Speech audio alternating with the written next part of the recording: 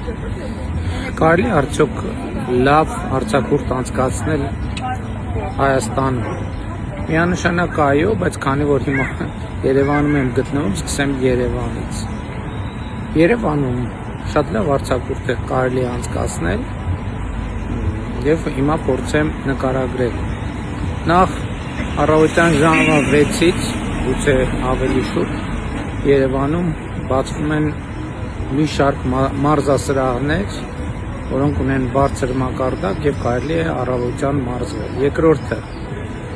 Երևանում արդեն կան սրճարաններ, որոնք գործում են շուրջօրյա, կան սրճարաններ, որ վաղ առավոտից են բացվում ժամը 7-ից, 8-ից եւ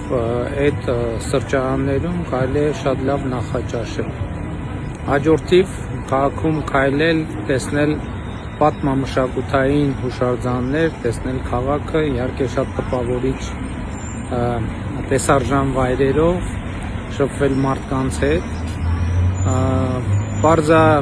ռեստորաններ կան եւ ճաշի համար, եւ ընթրիքի համար,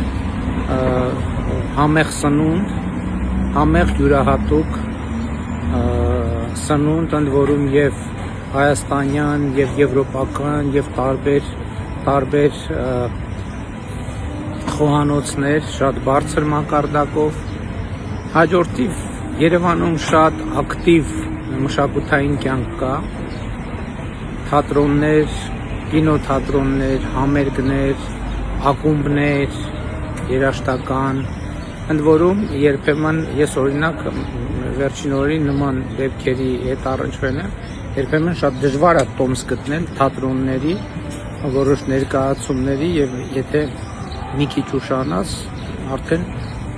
այդ օրվա համար տոմս չես ձեռք բերի, ընդ որում շատ ուրախ եմ արձանագրել, որ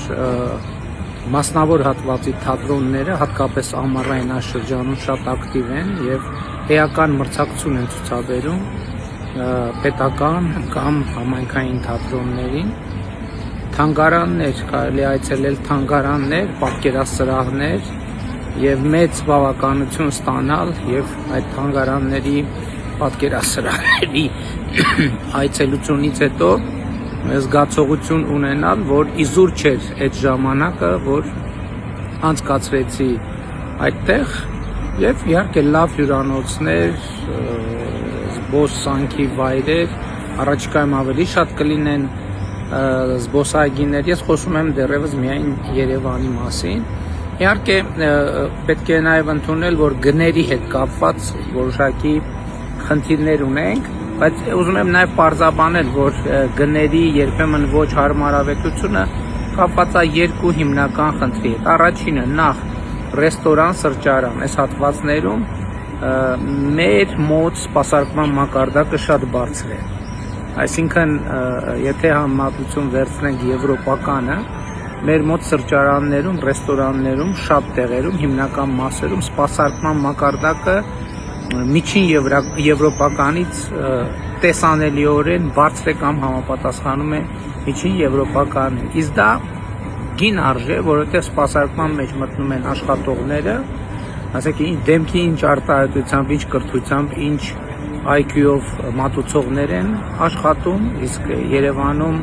շատ բարձր մակարդակի են մատուցողներին ներկայացվող պահանջները եւ դա բավականին լավ աշխատանք է եւ երկրորդը սկսած աթոռ, սեղան, բաժակ եւ այլն